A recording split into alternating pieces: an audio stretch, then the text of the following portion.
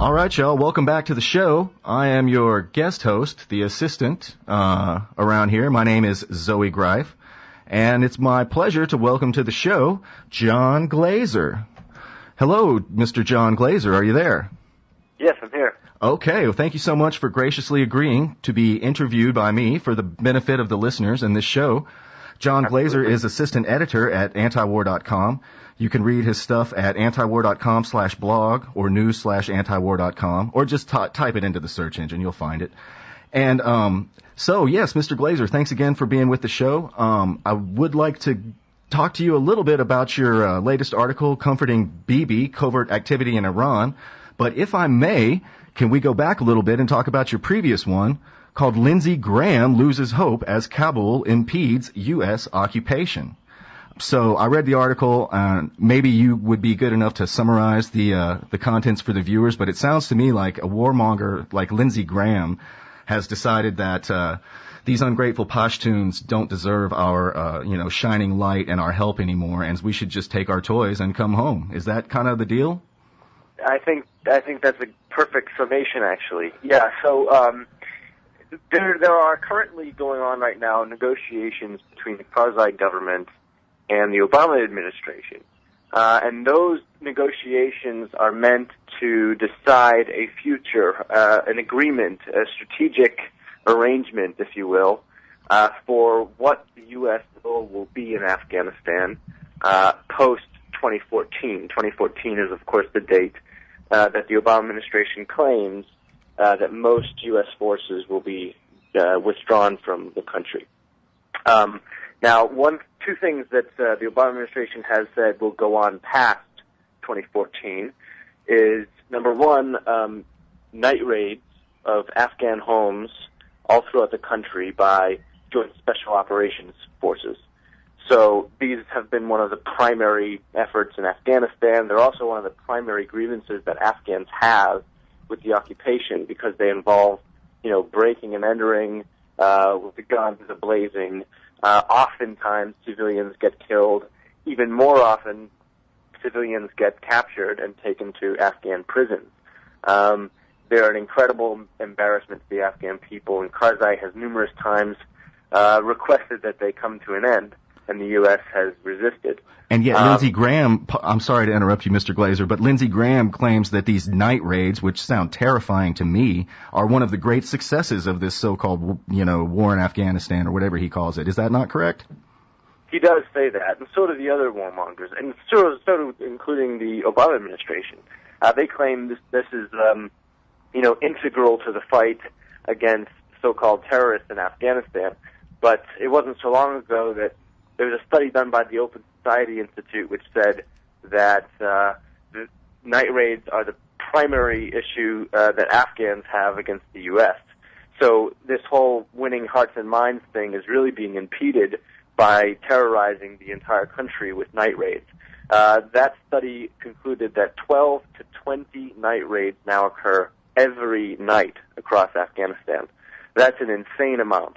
That's horrific. And previous high-profile incidents in Afghanistan have included just straight-up murdering of innocent people. One time, JSOC, Joint Special Operations Command, ended up killing two pregnant women and one teenage girl. And when they realized their mistake, they forged evidence on the ground and then claimed that the Afghan Taliban committed an honor killing. It was only later that reports came out that figured out that those were false, and then the Pentagon retracted their initial story and had to apologize. So that gives you a picture of how brutal these night raids are. But going back to the negotiations, the other thing that the Obama administration has demanded is that it continue to have control over Afghan prisons, which sort of flies in the face of the notion that you're going to withdraw because it says you still don't have sovereignty over your own country. And these two issues, the president of Afghanistan, Karzai, has pushed back on. And he says, I won't agree to any strategic deal unless Afghan prisons are under our control and the night raids stop.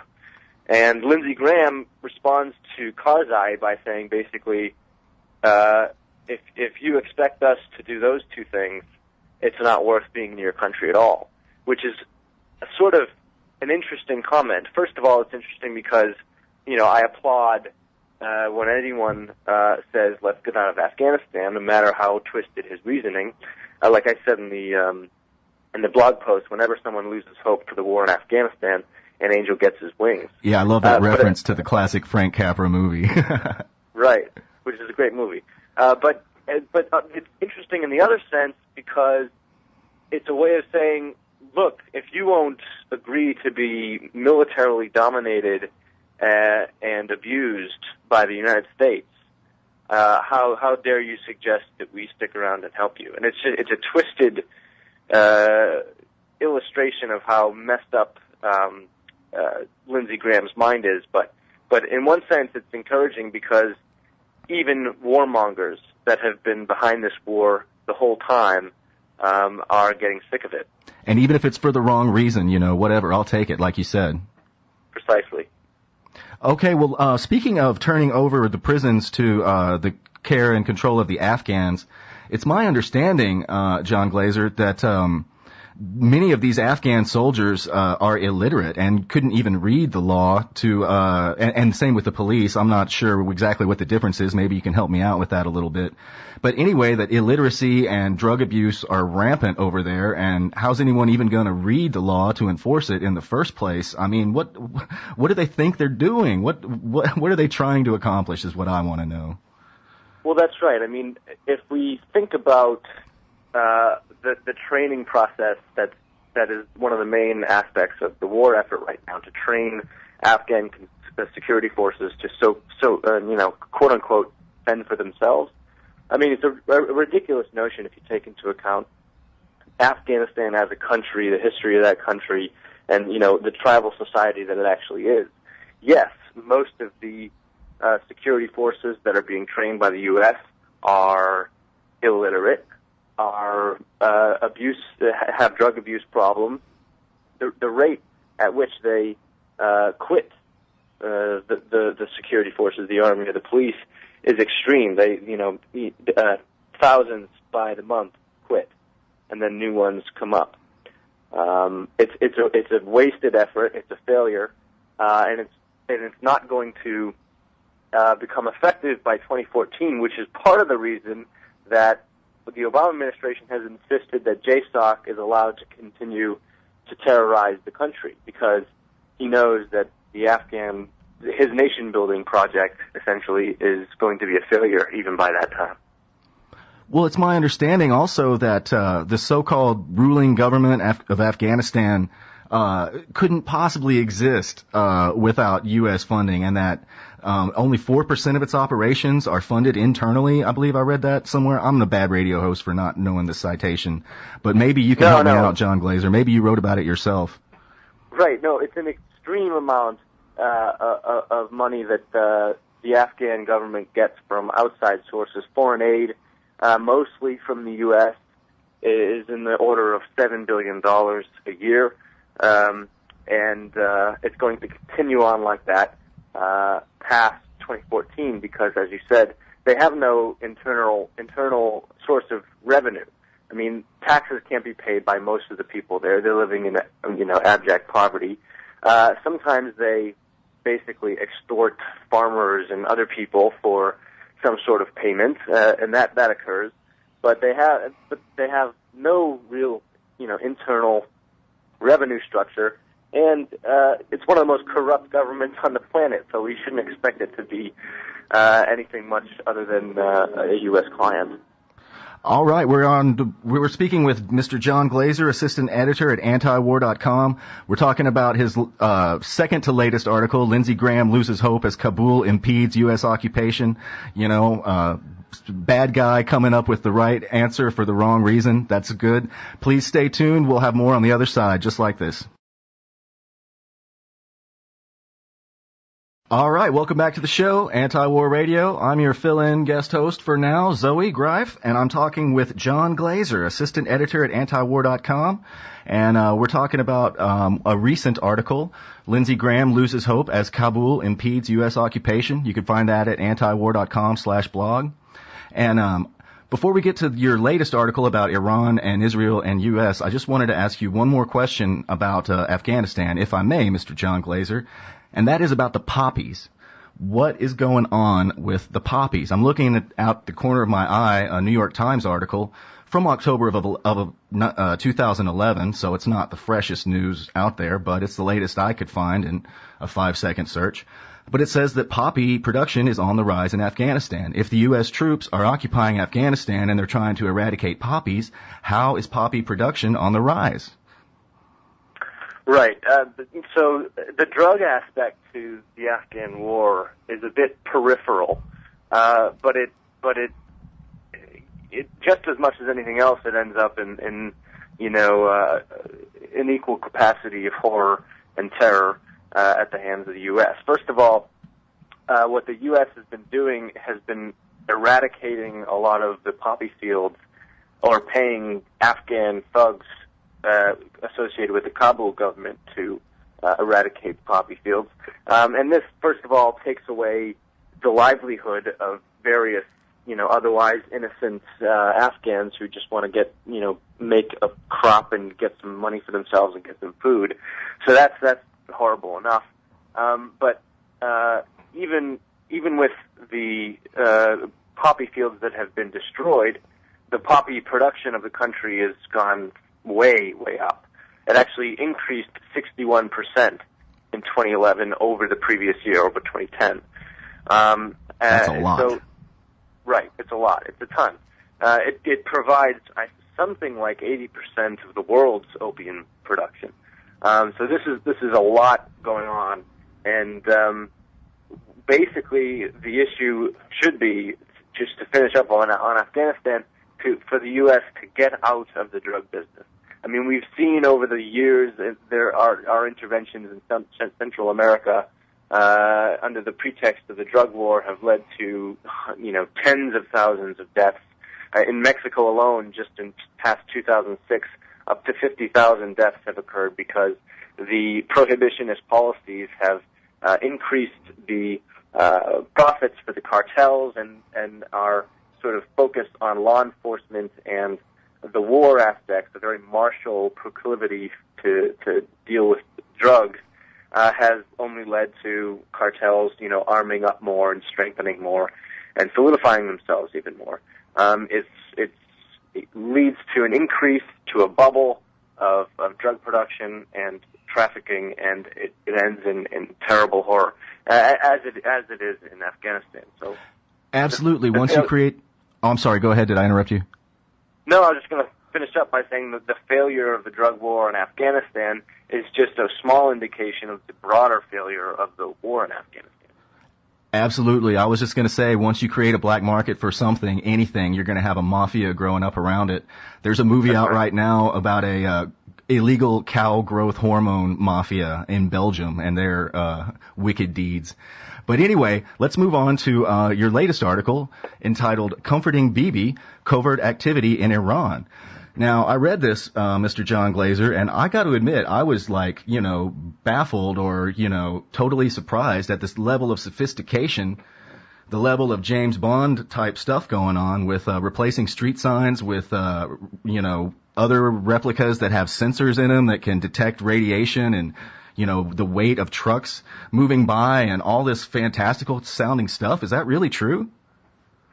It's true according to very good reporters, Mark Ambinder and Seymour Hersh, who have been told by people on the inside, people in the CIA or in the high up in the administration, that this kind of stuff is going on. And it's a bitter pill because on the one hand, the Obama administration, the whole entire military and intelligence community thus far has stated unequivocally, and they're correct, that Iran is not developing nuclear weapons, that they have demonstrated no intention to do so, and that therefore a preemptive or preventive military strike on them is not necessary. As much of a warmonger as Obama is and all his minions in his administration, I have to give them a reluctant, heads up because they have stood up to relentless warmongering from Israel and hawks in Congress and so forth, and they have at least held off for now on an all-out war in Iran. But there is a covert war going on in Iran, and the information regarding sensors that detect radiation and fake stones that can be placed on ramps where trucks go in and out of nuclear facilities, and they can weigh the trucks and so on and so forth. All of this intelligence gathering is one aspect of why the administration has been so sure that Iran is not developing nuclear weapons. On the other hand, there's aspects of the covert war that simply serve to escalate the tensions. For example, the fact that we're paying Saudi Arabia and giving them, unparalleled military and economic support, yet they are funding, training, and arming Iranian dissident groups who are terrorists to conduct terrorist operations against Iranian nuclear scientists inside Iran. That's terrorism, straightforward, and no doubt about it, and the U.S. is party to it.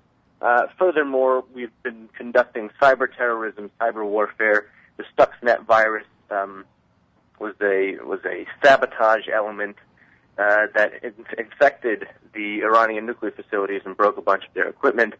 So, these types of things these types of things are correctly called international aggression, and we should recognize that, and we should understand that we could perfectly find out the fact that Iran is not building nuclear weapons through peaceful means. It doesn't have to be aggression.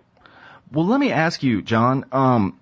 Obviously, or it seems obvious to me, I can't delve into the soul of Benjamin Netanyahu, not that I would want to, but it seems like he wants the U.S. to attack Iran on behalf of Israel. But here's my question is, what does Bibi Netanyahu think that's going to gain him? All the experts say that, an airstrike would kill a bunch of people and be an ugly, illegal act, like you say, but it would only set back any nuclear program. It wouldn't eliminate it. And so what's the point here? What is the goal? Is this just to score political points at home? Is there an Israeli election coming up soon? What do you think, John? Well, first of all, it's similar to the way that Lindsey Graham's mind is, based in the delusional. I think that Bibi's is too, and so are the Iran war hawks in Congress. Yes, experts who know what they're talking about say that Iran's nuclear program is redundant and dispersed, meaning that it's repetitive throughout the country in various facilities, and it cannot be. Many of the facilities are underground in reinforced concrete and so forth, and cannot be totally eliminated and destroyed in a couple of strikes. Furthermore, we have historical evidence, like the Iraq 1981 Osirak attack, where Israel attacked one of Iraq's nuclear weapons facilities, and what happened then was that Saddam Hussein reconstituted his nuclear weapons program and did it in secret and kicked out international inspectors, which we could reasonably assume would be the action that Iran would take. So it would be counterproductive indeed to go and strike Iran in order to take out their nuclear weapons program, which doesn't exist. Right. The reality is that they want to attack it before there's a breakout. But a breakout would be much more likely in the case of an attack, and so Bibi is an aggressor. He's prime minister of an aggressive Israel, and he wants the U.S. to be aggressive on his behalf as well. But it would backfire considerably. You're exactly right. I just wonder, what does he think he's going to get out of this if he twists Obama's arm into launching, daisy cutter bunker buster bombs or whatever? What is he, in his febrile mind, what is his fantasy outcome? Do you know? I think that he wants to be able to scare Iran. He wants to be able to tell them, look, if you make any wrong moves that we don't like, we will bomb you at the earliest convenience. And if that threat is gone, he thinks that his side will be weakened and Iran will be empowered. All right. I guess that's all the time we have for now. That's the invaluable John Glaser, assistant editor at antiwar.com. Thank you so much for the interview. Oh, no problem. Thank you. All right. I enjoy reading your stuff. I look forward to more. Have a good day. Bye-bye.